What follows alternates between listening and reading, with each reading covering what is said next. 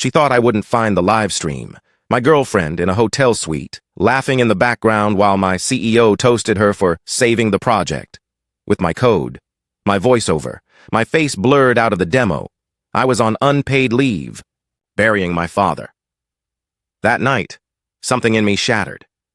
Kindness wasn't noble anymore. It was fatal. 5 years ago, I was the guy who fixed everything. Printer jam at 7 a.m.? Call me. Weekend crash deployment? I was already online. My name's Nolan Riker, and for too long I was proud to be invisible. I joined a tech startup in Flagstaff, Arizona, Paxdex Analytics. We were scrappy. 17 employees. Cold brew on tap? Foosball tournaments? They called us the Brain Trust, but really we were the Burnout Brigade. I didn't care. I was building something. Or so I thought. By year 2, I was lead back-end dev. I worked through fevers, forest, fires, and my mom's stroke. Never asked for time off. Didn't even tell them she died until 3 weeks later. Derek, our CEO, used to say, "You're a machine, Nolan. We'd collapse without you." That felt like praise. But it was a warning. Then came Project Lancer, a predictive analytics suite for a military logistics firm. Huge deal, multi-year, multi-million. If we nailed the prototype, we'd triple in size. I lived in the office for 2 months, literally, slept under my desk, ate protein bars, coded for 20 hours straight. My girlfriend Riley started coming, by just to remind me I existed. She'd bring Thai food, sit in the corner reading, said she admired my drive. I thought that was love. Then my father collapsed, chronic lymphocytic leukemia. I asked Derek for 2 weeks leave. Just 2. He sighed like I'd killed his dog. "Timing sucks, man," he said. "Can you remote in from the hospital?" I said yes. Big mistake. I was holding my dad's hand during chemo while debugging machine learning logic on my phone. 3 days later, Riley texted me. "Going to LA for a few days. My cousin needs help with wedding prep." That was a lie. I found out the truth the night of the demo. We were doing a soft presentation for investors, remote only. I was supposed to pre-record the voiceover due to bad reception at the hospice center. I worked on it through the night while Dad slept. I uploaded everything to the team server, annotated files, final revisions, even the core algorithm in its rawest form. 2 hours before the live stream, I got an email.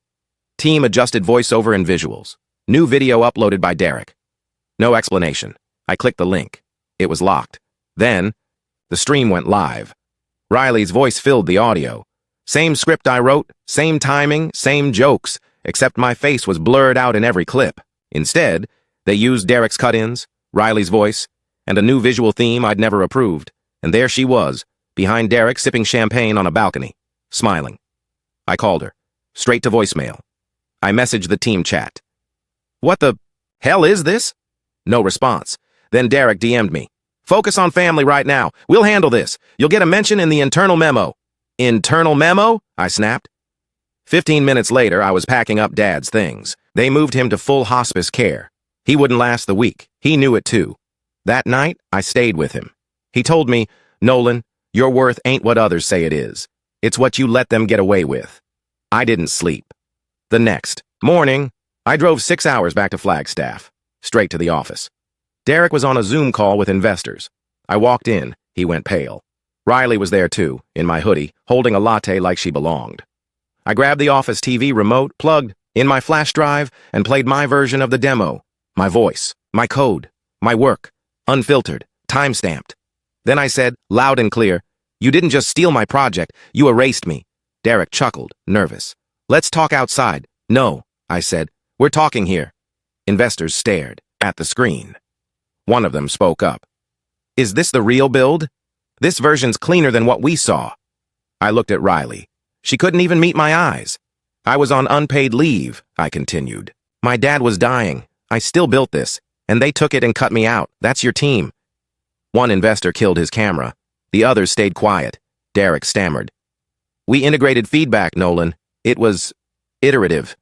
"No," I said. "It was theft." I walked out, but not before forwarding all my emails, logs, and annotated source files to every investor. And the Department of Defense rep watching the stream. This wasn't the end. It was the match, and the fire was just beginning. By the time I got back to the car, my phone was melting with notifications. 10 missed calls, 12 unread messages, all from Derek, Riley, and 2 numbers I didn't recognize. Then came the email from HR. Subject, urgent. Clarification required. Regarding internal IP and team conduct. That was fast. I opened it and laughed. They were already building the story. Nolan, we understand your distress during a personal crisis, but your unauthorized release of internal material may constitute a breach of our confidentiality clause. Breach? I was the author, the designer, the builder. They wanted to spin my exposure as sabotage. I replied with one sentence. See you in court. And then, I drove straight to the one person who hated corporate theft more than I did. My cousin, Marcus. He was a tattoo-covered divorce attorney with a secret passion for intellectual property law. Ran a niche YouTube channel called Legal Skullcrack. Swore more than a sailor and quoted Supreme Court rulings like poetry. I handed him a hard drive. Told him everything. By nightfall, he'd already drafted the cease and desist. Nolan, you don't need revenge, he said, tapping his screen. You need leverage, and you've got plenty. I didn't want money. I wanted truth. I wanted them to feel the way I felt. Small, disposable. But Marcus made me promise. No chaos without purpose. So we did it his way. The next morning, we served PAX decks, the full breakdown, unauthorized use of licensed code, failure to credit original developer, IP theft during unpaid medical leave, misrepresentation to federal clients, intentional omission of contract contributor. Me, that last one. A direct violation of their DoD partnership agreement. Then we uploaded a side-by-side comparison of my version and their edited version to a private legal review board. Somebody leaked it. 12 hours later, Reddit got it. Then LinkedIn, then Twitter. Dev Ghost started trending. Within 48 hours, their press inbox collapsed under the weight of journalists demanding statements. I got emails from 3 different outlets offering interviews, even a podcast host. But I stayed quiet, let the truth do the bleeding. Derek tried to go nuclear. He released a company-wide email calling me unstable, ungrateful, and dangerously emotional. He also mentioned my dad's death as a personal hardship that likely clouded Mr. Riker's judgment. My jaw locked so tight, I thought I'd crack a molar. That's when I posted the clip. Remember that final call with Derek before the conference? The one where he said, "Trust me, bro, Riley's voice just plays better with execs. You'll still get the credit in Q2. I had it saved." Posted it anonymously, time-stamped, clear audio. It exploded. Former PaxDex employees started sharing stories. Burnout, credit theft, lies to investors. It became a storm. By the end of the week, the PaxDex site went offline. Riley deactivated all socials. Derek went private. The board called an emergency meeting, and then, on a random Thursday afternoon, Marcus forwarded me an email. Subject, formal settlement offer, PaxDex legal counsel. They wanted to settle. 7 figures. Non-disclosure clause. Full ownership of all Project Lancer code. No public apology. I laughed so hard I choked on my burrito. Not even close, Marcus said, deleting the email. We're not here to make you rich. We're here to make them honest. A few hours later, I got a surprise visitor, Riley, standing at my door, mascara smudged, wearing a hoodie that wasn't mine anymore. Can we talk? She asked, voice trembling. I opened the door halfway. Talk or lie? She flinched. I didn't. No, they cut you out. Derek told me you signed off on it. While my dad was dying? She looked down. Said nothing. I loved you, I said quieter. Even when you stopped showing up, I still defended you. I didn't mean to hurt you, she whispered. But you did. Silence. Then she pulled out a USB stick. This is the full video, the original, before Derek edited it. Your name's on every slide. I stared at it. Why now? She hesitated. I got fired. They said the optics were too bad, and I didn't know who else to be loyal to anymore. I took the drive. Closed the door. Didn't thank her. I uploaded the footage to Marcus. He grinned. This is golden. The next morning, he dropped the nuclear option. An open letter. Posted on every major legal forum and business ethics board. No NDAs. No blackmail, just facts, receipts, evidence. PaxDex stock dropped 18% in 2 days. Then the real call came. From Calyx Systems, they wanted to speak, privately. And suddenly I realized I might not just get justice, I might get everything they, tried to take. The Calyx Systems rep called me on a Sunday morning. Her name was Tori Miles. Sharp voice, no small talk. I read the open letter. We take federal compliance seriously. Would you be willing to meet in person? I met her at a neutral site, a little co-working space in Phoenix. No suits, no lawyers, just her and a digital recorder. She listened, took notes, asked for documentation. I handed her everything, the code, the timelines, the internal emails. Then I said the words that mattered most. I wasn't just exploited, I was erased. She nodded once. That confirms what our audit team feared. Feared? We had inconsistencies, patches in the code that didn't match PaxDex's dev signatures. Now I know why. Tori left with a folder full of evidence. She didn't promise me anything, but I saw it in her eyes. They were done with PaxDex.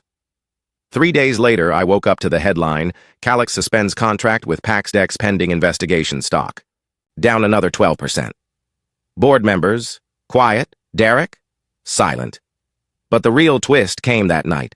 I got an anonymous message. Check your email. Subject line, the enemy's inside. I did. It was a whistleblower. Someone on the inside. PaxDex. They forwarded a trove of emails, Derek pressuring managers to falsify performance reports, threatening devs who spoke up, demanding HR bury complaints. And one name kept popping up. Rex Talbert, Senior VP, Compliance and Risk. The email said, Rex is ready to jump ship. He's been recording meetings for months. He knows everything. I stared at the screen. This was it. I didn't just have proof. I had an accomplice inside the castle. Marcus set up a burner Zoom. We met Rex face to face. Guy looked like a nervous accountant trapped in a mafia film. He said one sentence before we asked a single question. I've already backed up everything to 3 cloud vaults. Smart man. Over 2 hours, he laid it out. Derek rewrote 3 employee exit letters to avoid wrongful termination suits. Riley had been paid under the table as a freelance consultant to avoid stockholder scrutiny. The Project Lancer. Prototype was, in legal terms, misrepresented IP in violation of DoD contracts. Rex had voice memos. He had screen recordings. He had one from the day before the live stream. In it, Derek says to Riley, "We don't need Nolan on the masthead. He's got no leverage. The guy's a ghost. We'll be fine." Except the ghost was now haunting him. Marcus worked fast. By morning, we'd packaged Rex's testimony and recordings into a data brief, and we didn't send it to PaxDex. We sent it to the DoD's Office of Inspector General. That triggered the avalanche. Within 48 hours, federal investigators showed up at PaxDex headquarters. Derek's name disappeared from the company website. 3 C-level execs voluntarily resigned. By the weekend, 2 more whistleblowers came forward. Anonymous, but real. One wrote in their testimony, he was the only reason that product ever worked. We all knew it. We just didn't think he'd fight back. The weirdest thing? I didn't feel triumphant. Not yet. The truth was like dry kindling. The match was still in my hand. Then I got a letter. A real one. Mailed. Stamped. From the PaxDex board. They wanted to meet. Not legal. Not PR, personal. A private meeting. They called it a moral conversation. Marcus was skeptical. They want to muzzle you, Nolan. Promise sympathy. Offer a title. Maybe a check. But I agreed. I needed to see how far down the rot went. We met in a glass tower in Scottsdale, a penthouse that reeked of money and denial. 4 board members. Suits worth more than my car. None of them smiled. First question, what would it take to stop this bleeding? I stared at them. You mean your bleeding? Or mine? They flinched. We're prepared to offer full ownership of the Lancer IP, with recognition and equity. I leaned forward. No apology? A pause. Then one of them, a woman named Sheila, the only one who seemed remotely human, said softly, "We're not proud of how this was handled, but we're trying to fix it." I stood up, pulled out a flash drive, dropped it on the glass table. This isn't about fixing your PR problem. It's about rebuilding the industry you poisoned. If you really want to do that, start by naming names, publicly. You want us to throw Derek to the wolves? I want you to stop pretending you didn't feed him first. I left without shaking hands. 2 days later, Sheila posted a public statement. She didn't name Derek, but she named me. For the first time ever, a PaxDex executive admitted the company had failed to attribute the work of its principal architect and violated ethical boundaries that must never be crossed. The press exploded. They called me the dev who wouldn't die, but this wasn't revenge anymore. It was revolution. The morning after the public statement dropped, my name was everywhere. Podcasts, tech blogs, even morning news segments. Nolan Riker, the developer they tried to erase. I woke up to 37 interview requests and 5 LinkedIn messages offering jobs. One of them was from a firm I'd applied to 2 years ago. They'd ghosted me then. Now? They were offering a C-suite seat, but I didn't want a title. I wanted the truth weaponized, so I called up Samir.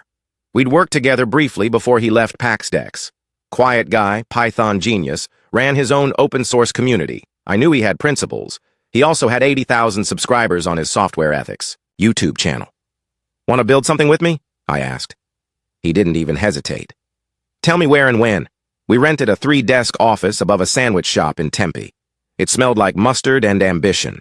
We called the project Exodus OS, a framework for ethical back-end AI infrastructure. No dark patterns, no silent user data scraping, transparent by design. It was the anti-PaxDex. Word spread fast. Disillusioned devs, laid-off tech workers, even students started volunteering. They sent code, design help, bug reports. Within 3 weeks, we had a beta version, and it worked. It wasn't just code, it was a flag. A few of the whistleblowers who'd fled PaxDex joined the project anonymously. One of them built a tool that tracked which companies were using stolen or plagiarized code. We called it Echo Trace. It made a lot of people nervous. But the internet loved it. A Reddit AMA we hosted went viral. Our traffic quadrupled. Investors started circling. I wasn't interested in selling, but I wanted to expand. Then came the email from VoxNet Media, a mid-sized digital outlet that covered tech corruption. Subject line: Derek's new startup is live. You'll want to see this. I clicked the link. There it was. Stratosite. Inc. founded by Derek Vanford. Same fonts, same pitch, same damn keywords from Lancer. He was trying to repackage my project again, under a new name, with new buzzwords. I read the fine print, the demo page. A clunky, stripped-down fork of my old prototype, version 2.3. The one I'd buried after the 3rd rewrite. He'd lifted it from the cloud backup I'd forgotten to secure. It was like he was daring me to respond, so I did. I messaged Marcus. I want this guy buried, publicly, legally, entire internet, all of it. Marcus didn't even flinch. He started filing takedowns, preparing IP lawsuits, DMCA violations, but I had something else in mind too. I took the buggy version he copied and published a detailed teardown online, labeled every flaw, linked every line to its origin. Then, added a watermark, built by Nolan Riker, stolen by Stratosite. It went nuclear. Even better, Samir built a browser extension that flagged companies known to use stolen back-end frameworks. It was simple, a red warning label next to their name. 1 click, public shame. Stratosite got flagged within 12 hours. Sponsors pulled out. Payment processors froze their account. Derek went silent on all platforms. 2 weeks later, his site redirected to a 404 page. That should have been enough. But then I got another surprise. Sheila, the same board member from PaxDex, reached out again. I owe you transparency, she said. You need to know what really happened in the room when Derek pitched Stratosite to us. What do you mean pitched? She sighed. After your exit, before the investigation, Derek came to the board with Stratosite's early concept, claimed it was built from scratch with a new team. You funded him? We did, she admitted. He burned $500,000 in 6 weeks, then ghosted. It hit me harder than I expected. They believed him, again, even after all the chaos.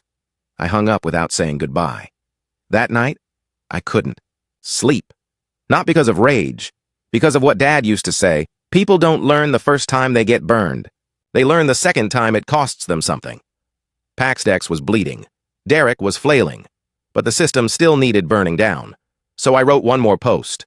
Not angry, not smug, just facts. Titled, How to Fight a Ghost, A Guide to Standing. Up when they pretend you don't exist. It wasn't about me anymore. It was about every intern who'd ever been unpaid. Every dev whose credit got stripped. Every designer whose work got stolen at 3 a.m. and rebranded by a smiling executive. Within a day, it hit the top of Hacker News, Reddit, and Medium. Within a week, it was being taught in 3 different business ethics courses. I had become their cautionary tale, but also their blueprint. 2 days before the federal hearing on PaxDex, I got a text from an unknown number. You made your point. Meet me.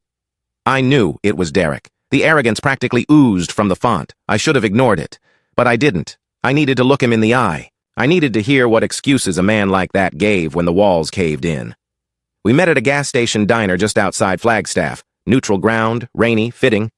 He looked different, less polished, more twitchy. Like a man who'd finally realized, the elevator only goes down now. He didn't even order coffee. You win, Nolan. You happy? Happy? What kind of question is that? My dad died while I was debugging stolen code on a hospital Wi-Fi signal. I snapped. You really think this is about winning? He leaned forward. You turned me into a villain. I laughed, loudly.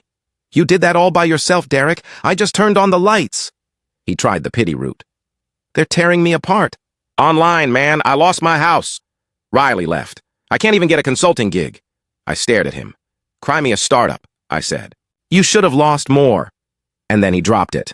I want back in. I blinked. You want what? I'll help you, he rushed on. Your Exodus OS thing, it's legit. Investors are watching. I still have contacts. I can clean this up. Clean what up? The ashes? I snapped. You stole from me. You buried me. I made a mistake. No. A mistake is forgetting to send a calendar invite. You ran a con. You took a man's grief and turned it into profit. He went quiet, eyes twitching, hands clenched like fists under the table.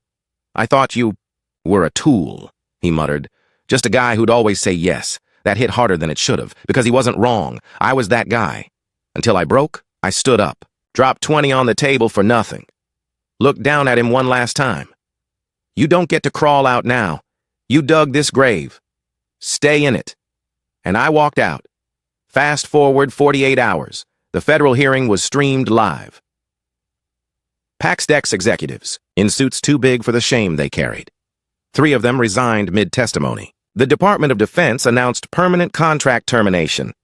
A committee member turned to the panel and said, "We'll be reviewing all vendor ethics policies this year, thanks to a Mr. Nolan Riker." I didn't celebrate. I just went back to the office above the sandwich shop and opened my laptop. Samir came in grinning like a madman.